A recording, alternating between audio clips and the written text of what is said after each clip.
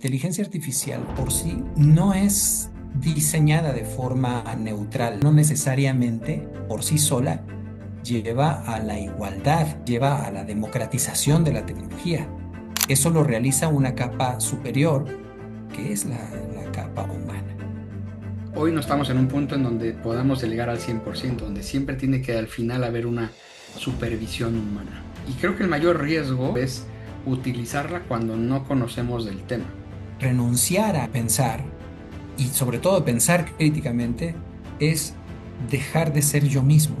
Delegar mi pensamiento hacia esa tecnología comienza a cambiarme. Sabemos que la inteligencia artificial no necesariamente hoy nos dice la realidad al 100%. Estás escuchando Catapulta Comercial, el podcast sobre marketing, publicidad, medios y creadores, con entrevistas, reflexiones y datos para estar al día en lo que está pasando en la industria digital. Hola, ¿qué tal a todos? Bienvenidos al podcast Catapulta. Es un podcast sobre marketing, publicidad, medios y creadores. Hoy tengo un invitadazo, alguien a quien personalmente admiro, respeto y estimo, Francisco Bravo Torrescano. Paco tiene un perfil muy interesante, ya que trabaja desde hace muchos años en el mundo de las telecomunicaciones. Y de ahí es que nos conocemos. Sin embargo, pues ya desde algunos años atrás ha estado a la par enfocado en temas de coaching y ahora de filosofía, ¿no? Entonces, para mí es un perfil riquísimo. Y antes que nada, bienvenido, Paco. Muchas gracias por acompañarnos. Y pues quiero ir directamente a las preguntas porque tengo muchas. Me gustaría preguntarte qué relación tiene la filosofía con la tecnología o por qué estás interesado en estos dos temas. ¿Qué te llevó a justamente mezclarlos? Porque activamente estás en los dos rubros. No es como que tu pasado fue uno y ahora tu presente, sino en realidad convives con ambos, ¿cierto? Sí, así es. Muchas gracias, Rodrigo. Gracias por la invitación. Un placer compartir contigo y con tu audiencia. Pues fíjate que mi interés por la tecnología, que fue el inicial, es desde niño. Yo recuerdo desde la época de la secundaria. A mí me maravilló. Yo estudié la ingeniería en electrónica y comunicaciones. A mí me maravilló en la secundaria, imagínate, la ley de Ohm, esa parte de la física que ve la electricidad. Y de ahí me fui hacia una preparación técnica en la preparatoria y después en la carrera. Y en ese rubro, en la parte de telecomunicaciones, me he desempeñado ya pues más de 25 años. Ha sido muy interesante en diferentes compañías regionales, nacionales, internacionales de este giro. Pero en los últimos años, vamos a decir, concretamente los últimos 6 años, producto también del trabajo mismo, y bueno, de otras anécdotas en mi vida, me vino este interés por las humanidades y específicamente una preparación me llevó a otra hasta que llegué a la parte filosófica. De hecho, mi formación como coach internacional de negocios, me di cuenta que las bases que tenía eran filosóficas. Entonces dije, yo quiero hacer eso, yo quiero desarrollar mi propia metodología, mi propia plataforma de pensamiento, y así fue como llego a la filosofía.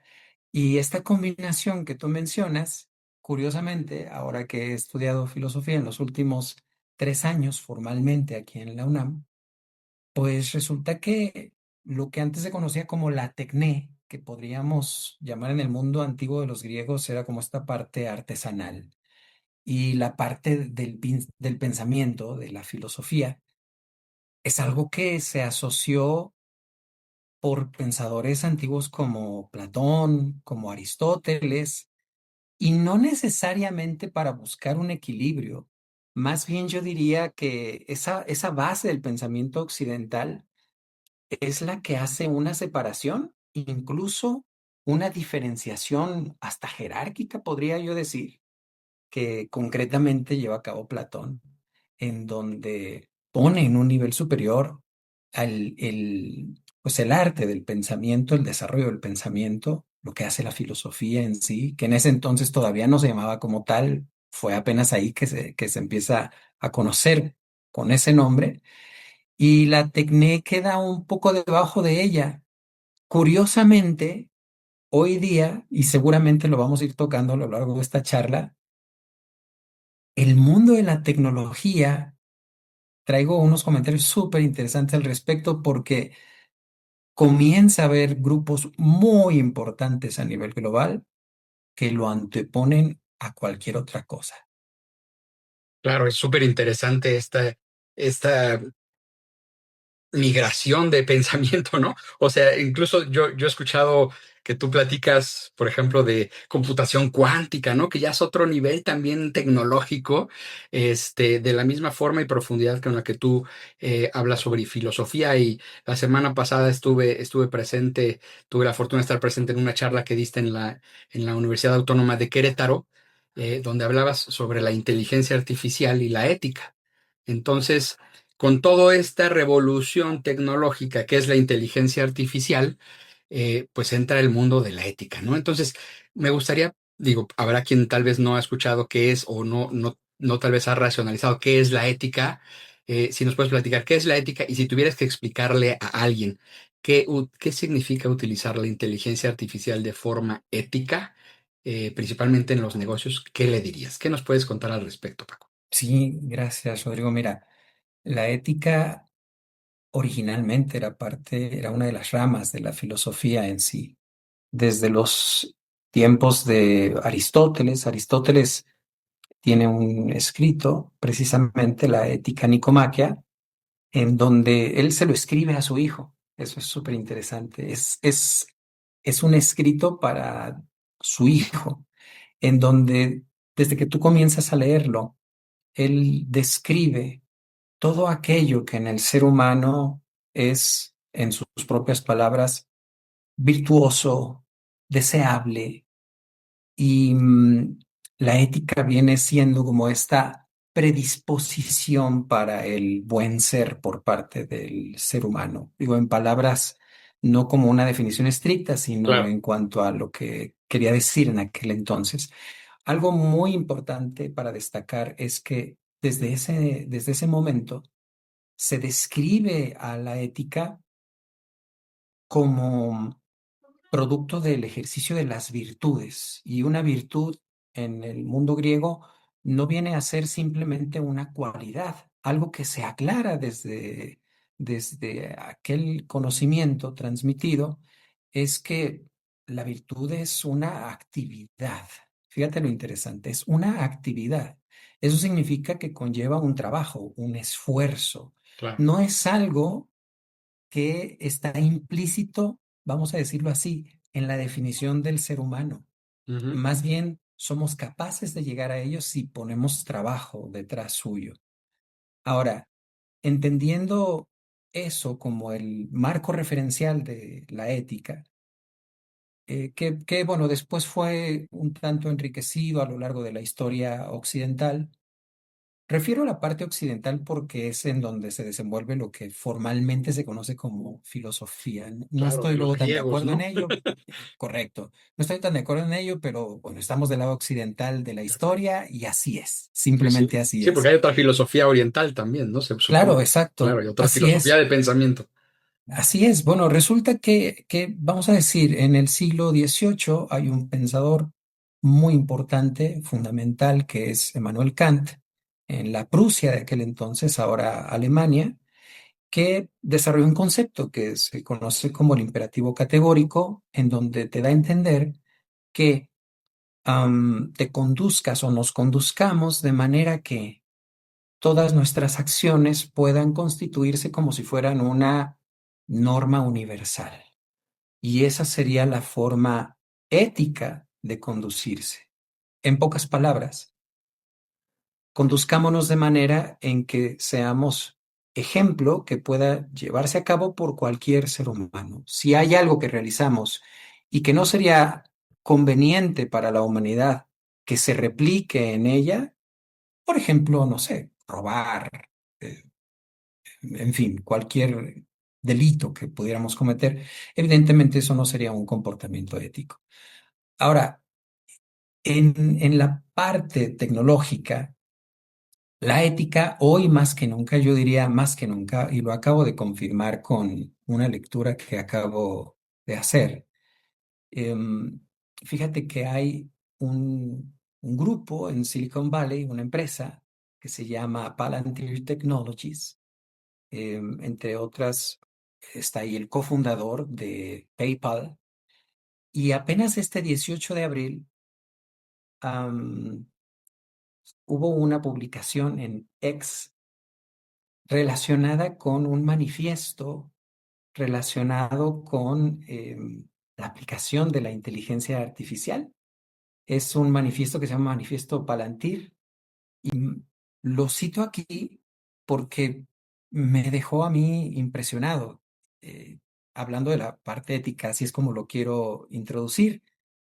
Mira, es un manifiesto que consta de 22 puntos. Te voy a leer muy breve extractos de ello y para que veas por qué lo menciono y por qué lo voy a contraponer con la parte ética.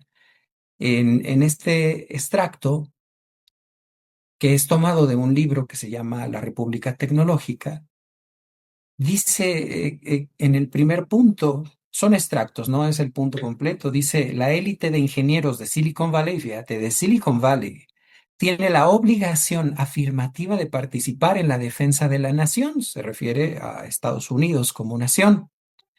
Y después dice en el punto número 4, la capacidad de las sociedades libres y democráticas para prevalecer requiere algo más que apelaciones morales, requiere poder duro y el poder duro en este siglo se construirá sobre software. El siguiente punto, el quinto, dice, la cuestión no es si se construirán armas de inteligencia artificial, eso ya lo dan por hecho, sino más bien es quién las construirá y con qué propósito. Puntos suspensivos, nuestros adversarios avanzarán. Y luego en el 12 dice, la era atómica, a propósito de las guerras que estamos hoy viviendo, la era atómica está llegando a su fin. Una era de disuasión, la era nuclear, termina. Y una nueva era de disuasión basada en la inteligencia artificial está por comenzar. Son palabras muy fuertes emitidas desde Silicon Valley por gente muy poderosa y claramente se ve una intención detrás del uso de la inteligencia artificial en el ejercicio del poder. El contrapeso a una idea tan fuerte es precisamente la que busco yo transmitir. Fue lo que busqué llevar en esta charla que tú bien comentaste la semana pasada, porque para mí, y no solo para mí, esto está referenciado en declaraciones formales, nacionales e internacionales en cuanto al uso de la inteligencia artificial. Se contrapone a lo que acabamos de escuchar hace un momento. Entonces, la parte ética en el manejo de la inteligencia artificial busca recordarnos que sí, hay un gran desarrollo, llegó para quedarse, sin duda alguna, para nuestra generación es uno de los grandes parteaguas tecnológicos. Sin embargo, hay algo que se dijo en el Decálogo Mexicano, que se promulgó en enero pasado, pero también en la Summit, en la cima de inteligencia artificial que hubo en la India un mes después, apenas en febrero pasado. Y algo que se dice es que el aspecto humano tiene que prevalecer por encima de la inteligencia artificial. De hecho, el primero de los puntos en, en, en el evento de la India, que recibió un nombre por sus siglas en inglés de MANAV, M-A-N-A-V chica, la M viene de moral. Fíjate qué cosa. O sea, justamente una de las cosas que contradice el manifiesto que acabo yo de citar hace un momento de Palantir. Entonces, ahí te das cuenta que hay intereses en el manejo de la inteligencia artificial. Es decir, una de las características que quiero dejar muy claro es que la inteligencia artificial por sí no es diseñada de forma neutral necesariamente. La neutralidad se la da el ser humano. La inteligencia artificial no necesariamente por sí sola lleva a la igualdad, lleva a la democratización de la tecnología. Eso lo realiza una capa superior, que es la capa humana. Claro, ¿y qué es lo que más te ha sorprendido hoy en día en cuanto a la gente utiliza inteligencia artificial en su trabajo? ¿No? O sea, hoy en día, es más, yo recuerdo en la charla que dijiste, a ver, profesores, si hay aquí profesores, porque la mayoría eran alumnos, no pueden no, o no puedes no dejar que utilicen la inteligencia artificial, ¿no? ¿No? Entonces, bueno, ya se utiliza en las escuelas, se utiliza en el trabajo. ¿Qué es lo que más te ha sorprendido de cómo la gente utiliza en el trabajo la inteligencia Pues artificial? mira, yo elegí el fondo de pantalla que se ve aquí detrás mío a propósito, porque esto es lo que está sucediendo. Lo que pretende ser es un símil del cerebro humano, pero en donde en una porción, en lugar de neuronas, se ha insertado ya el chip de la inteligencia artificial. Y aquí hay dos caminos que se pueden abrir para cualquier persona que utiliza la inteligencia artificial. Todo está en la forma que la utilices. Hoy día, efectivamente, como dices, las personas, yo diría, lo leí hace poco, en las escuelas es un 90% de los profesores los que utilizan la inteligencia artificial. En los estudiantes es el 93, Rodrigo, 93%. Es decir, démonos cuenta de la importancia que ha tomado esta tecnología en nuestras vidas. Y yo daba ejemplos relacionados con las formas de uso, porque puede ser algo tan específico como estoy realizando una investigación y lo que busco es que la inteligencia artificial, con el acceso a la nube que tiene, me pueda rápidamente brindar posibles fuentes bibliográficas donde pueda yo profundizar. Pero también hay, y me consta, gente que le describe una situación sentimental que está viviendo con su pareja y le pide un consejo a la inteligencia artificial. Y deja de eso, Claro. le hace caso. O sea, lo que la inteligencia artificial le recomienda, lo lleva a cabo. Entonces, la bifurcación que se abre es cómo utilizamos esa inteligencia artificial. ¿La utilizamos como una herramienta que nos ayude a potenciar el pensamiento o comenzamos a delegarle? Ese es el cuidado, ese es el gran cuidado que hay que tener. Comenzamos a delegarle nuestro pensamiento para que sea ella quien lo ejecute. Ahora, por ejemplo, en marketing, nosotros utilizamos la inteligencia artificial desde para redactar anuncios, correos, incluso decidir, ¿no? Segmentación, a quién le mandamos qué.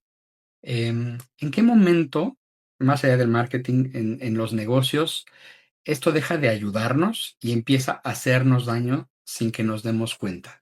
¿Hay una línea delgada ahí? ¿O en qué momento podemos darnos cuenta que esto ya no nada más es una herramienta, pero nos puede hacer daño, ¿no? Esa es una gran pregunta. Y aquí voy a traer a colación una analogía del doctor José Escamilla, que es director adjunto del Instituto para la Investigación sobre el Futuro de la Educación en el Tecnológico de Monterrey. Y la analogía que él hizo es la de inscribirte a un gimnasio y pagarle a alguien para que haga el ejercicio por ti. La Claro. equivalencia en el pensamiento es dejar que sea la inteligencia artificial quien resuelva lo que tu pensamiento originalmente debería estar haciendo. Y entonces puedes imaginarte al ser humano que asiste al gimnasio, pero que lleva consigo a su autómata. El autómata se pone a hacer el ejercicio, mientras que el ser humano comienza a reflejar obesidad. en su ser, porque no hace el ejercicio, lo delega. En el cerebro humano pasa exactamente lo mismo, Rodrigo.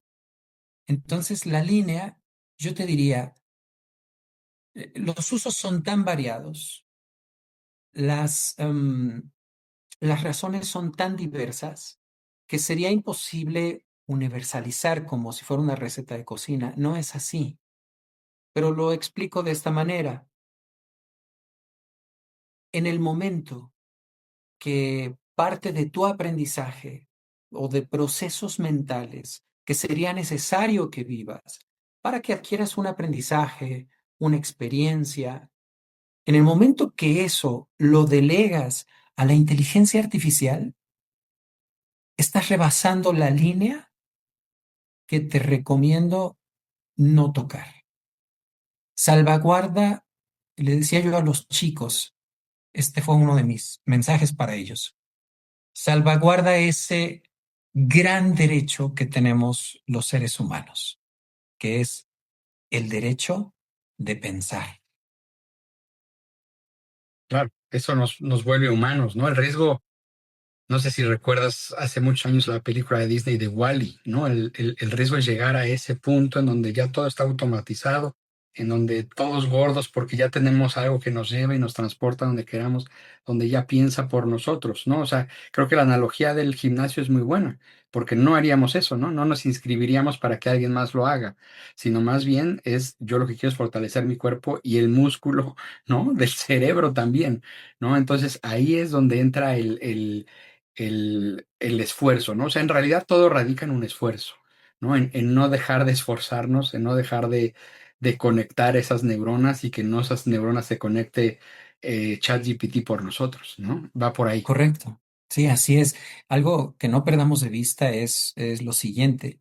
Yo les compartí hace un momento una lectura de apenas el 18 de abril. El libro se escribió en 2025, si no me equivoco, pero es apenas hace menos de 2 semanas.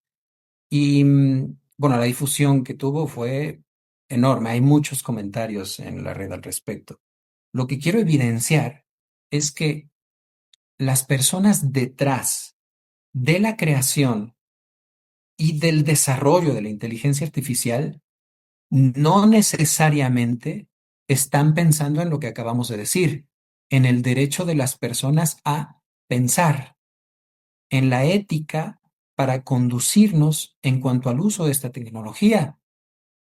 Lo ven con otros ojos, lo ven desde la perspectiva del poder. ¿Tú te imaginas el poder que representaría el llevar a los seres humanos a que renuncien a su derecho a pensar y sustituirlo por una delegación de pensamiento hacia este chip que tengo yo aquí a mi lado? Eso es poder hoy en día. Es más, el mismo manifiesto que acabo de leer dice que el ejercicio de ese poder hoy ya no es a través de las armas, ni siquiera de la parte nuclear, que dijo, esa ya terminó. Así lo dice, ¿no? La era nuclear termina. Claro. Ese ejercicio ahora, dicen, se ejerce desde, perdón, ese poder se ejerce desde el software, desde la inteligencia artificial. Entonces, qué nos corresponde a nosotros? Defender nuestro derecho. Esa es la línea que debemos defender. Claro, y profundizando sobre esto, ese día también decías que la inteligencia artificial no es neutral, ¿no? No fue diseñada con fines democráticos. Ahora, ¿qué implicaciones prácticas tiene esto para alguien que tiene un negocio, ¿no? Para esas decisiones de negocio en cuanto al uso de inteligencia artificial. Sí, mira, para empezar, siempre recomiendo que la inteligencia artificial es maravillosa como una herramienta que te ahorra tiempo, te ayuda a acceder a un acervo más grande de conocimiento, pero esa parte humana que siempre debe prevalecer, esa supervisión humana que en los diferentes marcos de referencia, tanto en China, la India, en México, etcétera, existen, lo que te dicen es no se le puede dejar que decida sola, que ejecute sola los procesos. Tiene que haber una supervisión humana permanente. Entonces, significa que los resultados que obtengas de la inteligencia artificial, cuestiónalos siempre. Ahí es donde empieza el pensamiento crítico. Eso mismo que siempre recomiendo que hagamos hacia nuestro entorno en general. Utiliza tu pensamiento crítico. Lo que te están diciendo los medios, lo que te están diciendo el mercado, analízalo desde tu perspectiva también. Pero también sal de ella, entiende cuál es la perspectiva de tu contraparte, de tu cliente, em, y utiliza la inteligencia artificial como lo que es una herramienta, pero también la salida de su ejecución, cuestiónala, revísala, modifícala, considera simplemente que es eso, es un apoyo y no necesariamente un dictamen de lo que tienes que hacer. Esa es la gran diferencia. Entonces, no pongas tu negocio en manos de la inteligencia artificial. Sí, recurre a ella por su capacidad de procesamiento, aliméntala con tus ideas. Eso sí, cuidado, porque una de las cosas que dije es, todo modelo de inteligencia artificial comercial tiene por default activo el que todo lo que interactúe contigo se puede utilizar, dicen ellos, con fines de mejorar el mismo modelo. Entonces es revisable. No que lo compartan, no que lo publiquen, pero ahí queda todo lo que tú estás compartiendo. Entonces, revisa esos controles porque sí hay manera de decirle, no, lo que yo utilice contigo se queda nada más entre nosotros y servirá nada más para que te amoldes a lo que yo pretendo al utilizarte. Eso sería lo recomendable al hacerlo. Pero em, en su mismo uso me he dado cuenta que así le pidas tú referencias específicas, datos específicos, revísalos. Ya que te los comparte, revísalos porque no necesariamente son veraces.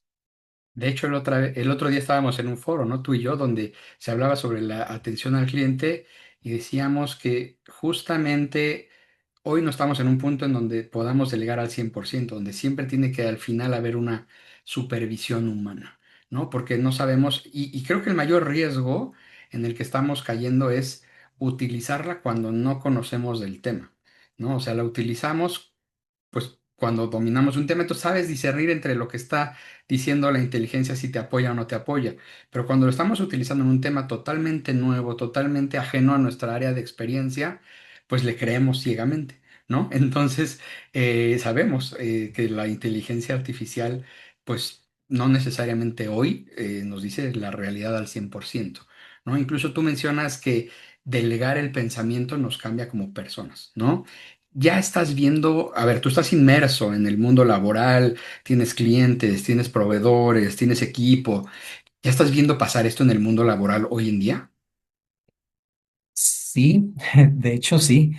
Fíjate, a manera de muy breve anécdota, yo recuerdo haber leído una publicación de uno de mis colegas en una de las áreas de la empresa, en donde cita, porque déjame te digo que ya oficialmente y registrado tal cual en la APA, tú puedes citar a la inteligencia artificial. O sea, Ujú. lo que te diga la inteligencia artificial, hay ya hasta una manera de citarla. Lo que sí dice también APA es que no te puedes desligar de la responsabilidad. La responsabilidad no es de la inteligencia artificial. La responsabilidad de esa información, del contenido de esa cita, es tuya. Y Claro, vi justamente a uno de mis colegas hacer eso, citar la inteligencia artificial como fuente de lo que en ese momento le sirvió como parte de su argumento en la discusión que se tenía sobre un tema laboral. Pero me di cuenta que la información que estaba utilizándose no estaba correctamente sustentada, el detalle fino de esa información. Entonces, eso que te dice que aún una persona formada perteneciente al ramo, que ejerce labores de ingeniería. O sea, no te estoy hablando de un estudiante, de un recién egresado que está en proceso de aprendizaje. Pero sí entiendo que todos estamos en proceso de aprendizaje, pero estamos hablando aquí de una persona ya con varios años de experiencia. Utilizar de esa manera la inteligencia artificial. Entonces, eso es un punto a llamar la atención. Aquí ninguno estamos exentos. El, el cuidado que debemos tener en el uso de esta tecnología debe ser tal que, lo dijiste bien, cuando tú delegas el pensamiento, entonces una de las mayores características que te hacen ser humano, la estás perdiendo. Y en ese sentido es a lo que yo me refería cuando decimos renunciar a esa actividad, la de pensar, y sobre todo pensar críticamente, es dejar de ser yo mismo. Delegar mi pensamiento hacia esa tecnología comienza a cambiarme. Y si lo hago en el ámbito laboral o en mi negocio, sin duda comenzará a cambiar mi negocio. Sin duda. Incluso yo he hecho pruebas en donde yo le hago preguntas a la inteligencia artificial de temas que yo sé y que tengo justificación y he visto que me da a veces respuestas equivocadas y le justifico, a ver, esto está mal por esto y me dice, tienes razón, es esto, ¿no? O sea, no viene como una disculpa, ni mucho menos, simplemente es, tienes razón y va a lo que sigue, ¿no? O sea, para eso es muy fácil equivocarse en realidad. Y vaya, yo estoy a favor del uso de la inteligencia artificial, pero sí de un uso consciente, un uso ético, como te lo estás planteando, ¿no? Incluso también tú mencionabas que las leyes que se han creado para controlar la inteligencia artificial tienen un hueco enorme, ¿no? ¿Qué es lo que falta? ¿Qué es lo que falta y por qué es importante? Cuéntanos. Sí, te agradezco mucho esa pregunta. Por lo siguiente, mira, cuando uno piensa en inteligencia artificial desde las regulaciones que hoy día existen, y vuelvo a citar, esto lo he revisado en el Decálogo Mexicano, en las ideas principales surgidas en la India a nivel mundial, donde participaron 90 países, em, todas ellas te hablan de regulación, te hablan de legislación, te hablan de supervisión humana, de transparencia, de derechos humanos. Digamos que ese es el gran marco referencial, pero me di cuenta que ninguna de esas referencias, ninguno de esos marcos, habla de lo esencial del ser humano. Eh, Mira, antiguamente la definición de ser humano era la de un ser con capacidades de raciocinio distintas a cualquier otra especie. La inteligencia artificial en cuanto a capacidades de raciocinio, si la vemos como una entidad, como un ente, pues claramente nos supera. De hecho, no sé si viste, pero hace poco hubo ya una carrera, carrera, en donde participaron seres humanos y autómatas, Wow. y no ganaron los seres humanos. Em, Después se evolucionó en esa definición del ser humano hacia nuestras características, digamos, físico-biológicas, la del razonamiento, sí, pero hoy cada vez más hay creación de órganos, pues no desde fuentes originalmente biológicas, digamos así, órganos artificiales. La medicina en ese sentido ha avanzado también. No dudo que la definición quede incompleta también en esa parte biológica de nuestro organismo, Claro. pero hay una parte en esa definición que es la que pienso que prevalece y que habla de la conciencia. La conciencia entendida como la autopercepción. Am, es decir, me doy cuenta que soy, que pienso. Eso es algo que solo el ser humano puede hacer. Eso es algo que otras especies animales o la misma inteligencia artificial no pueden hacer. En términos filosóficos, hay un concepto que se llama apercepción, que justamente tiene que ver con eso. La apercepción lo que te dice es que soy consciente de mí mismo, ejerzo esa conciencia. Entonces, yo lo explico de esta manera. eh, en cuanto a mi definición de ser humano, el ser humano es aquel que tiene sus vivencias, su experiencia, eh, desde cinco, le voy a llamar componentes, le puedes llamar también dimensiones si gustas, Ujú. que son una componente física. Yo me encuentro aquí desde mi hogar, teniendo esta conversación contigo, que físicamente estás en otro lugar, de cierto día, y ahí estamos en la componente temporal. Am, Tenemos también una componente biológica, en donde hay una cierta temperatura en donde yo me encuentro. eh, Mi estado en general es bueno, no tengo alguna enfermedad. El tuyo no necesariamente es el mismo, o el de las personas que nos están ahora escuchando o viendo. Es decir, cada uno tenemos una experiencia diferente según cómo nos sentimos biológicamente. Hay una componente también que es la sociológica, en donde aquí hablamos de los vínculos del ser humano para con su entorno y eh, con otros seres, eh, personas, puede ser, animales, etcétera. Por ejemplo, tú y yo nos conocimos en un entorno laboral originalmente y después desarrollamos una amistad muy padre que nos enriquece a los dos y tenemos esta conversación como consecuencia. Hay Claro. un vínculo en nuestra experiencia, la que estamos viviendo en este momento. Pero hay una quinta componente que es característica del ser humano. Esta sí que es característica y que es justamente esa, la conciencia. Y la conciencia, en un modelo que desarrolló un servidor, igual que el de las cinco componentes que acabo de mencionar, se complementa de la siguiente forma. La conciencia humana opera en tres niveles distintos. Un nivel básico en donde em, donde están los instintos, como el apetito sexual, como el instinto de supervivencia, no requieren un gran procesamiento cerebral.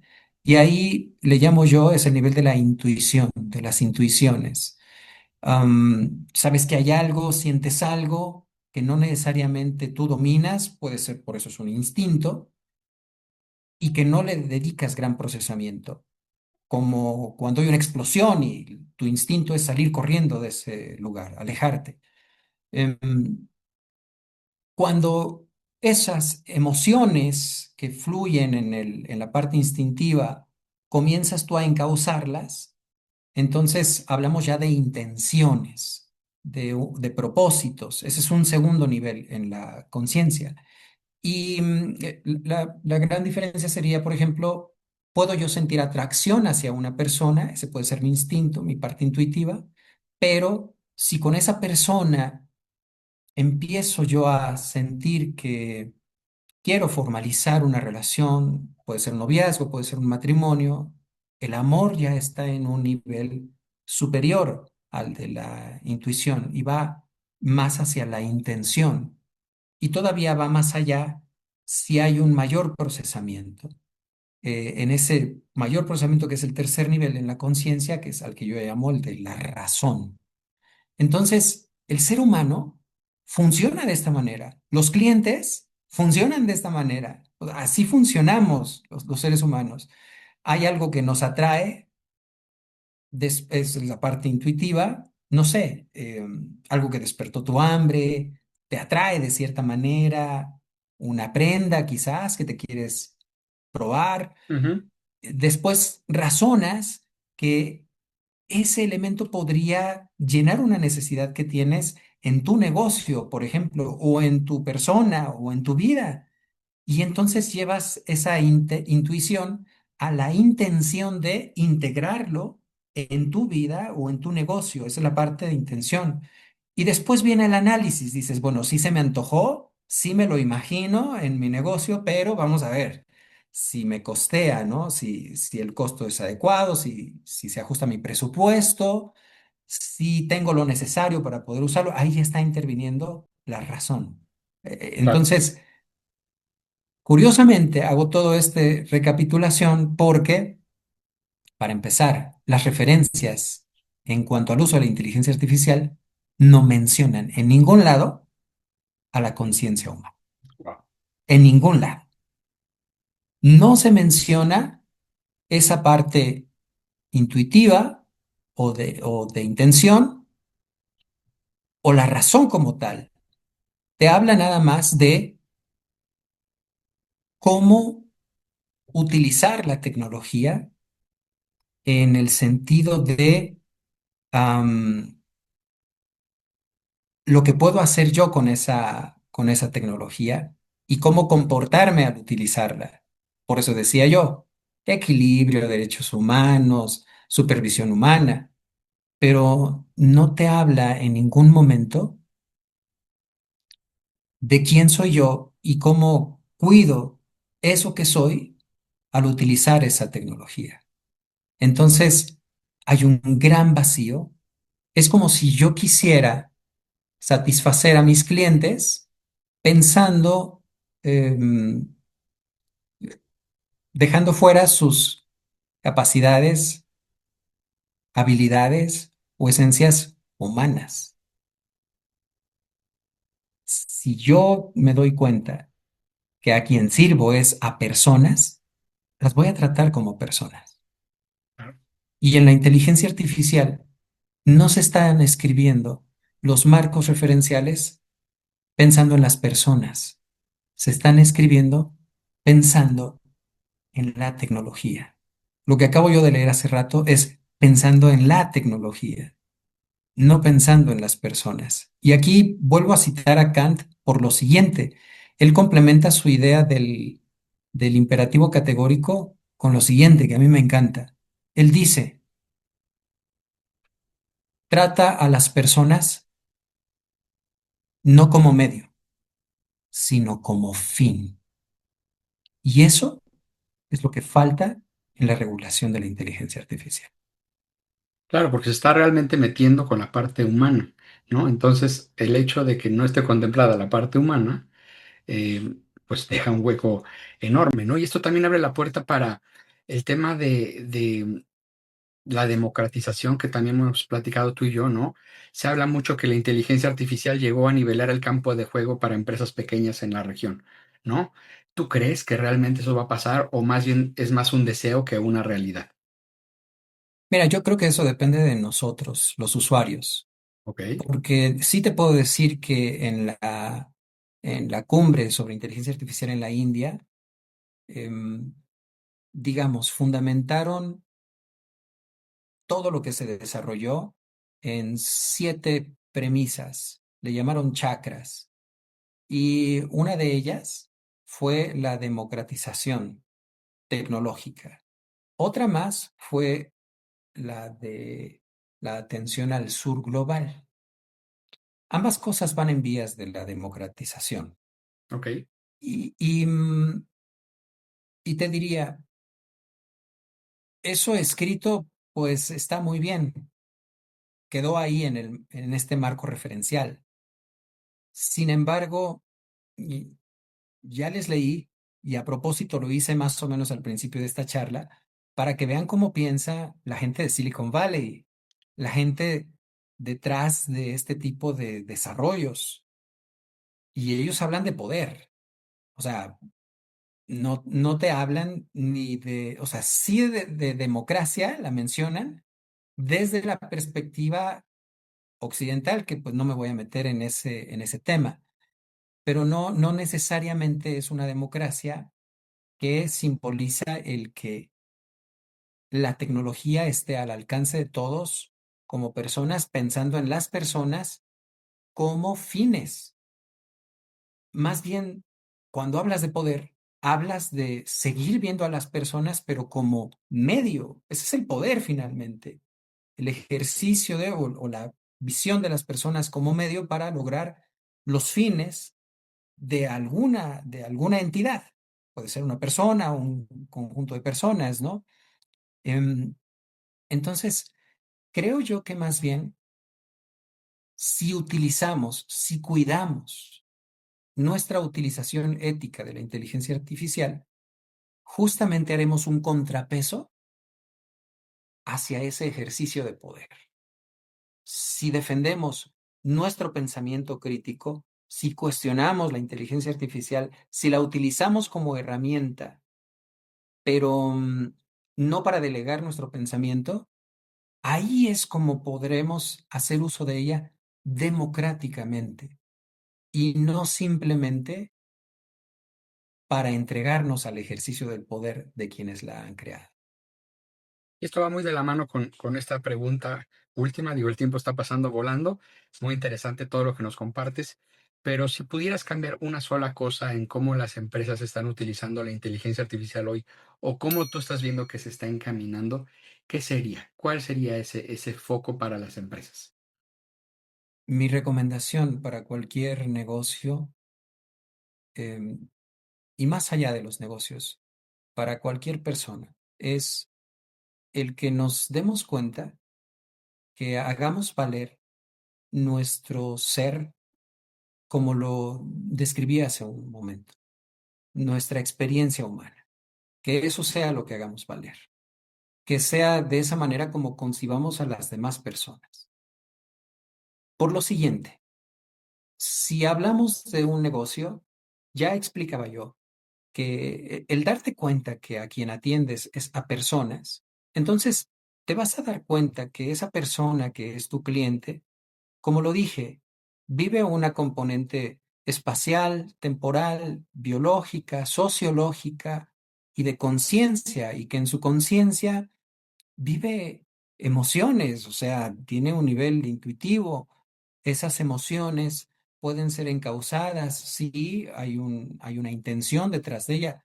Creó tal vez su propio negocio o tiene sus necesidades de acuerdo a esas intenciones que son suyas, es parte de lo que lo hace persona, ser humano, y ejercerá su razón basado en todo lo demás, porque todo incide en el uso de nuestra razón como seres humanos, en dónde estamos, qué hora es, si tenemos prisa o no la tenemos, si nos sentimos bien o no, molestos, alegres, si estamos hablando de un vínculo con mi familia, en el trabajo, si me peleé con mi pareja. O sea, te das cuenta, todo eso que conforma una experiencia humana suele perderse de vista y nos enfocamos nada más en ciertas características de servicios o de productos. Es más, en una misma negociación, vaya, hasta en la charla con tus hijos,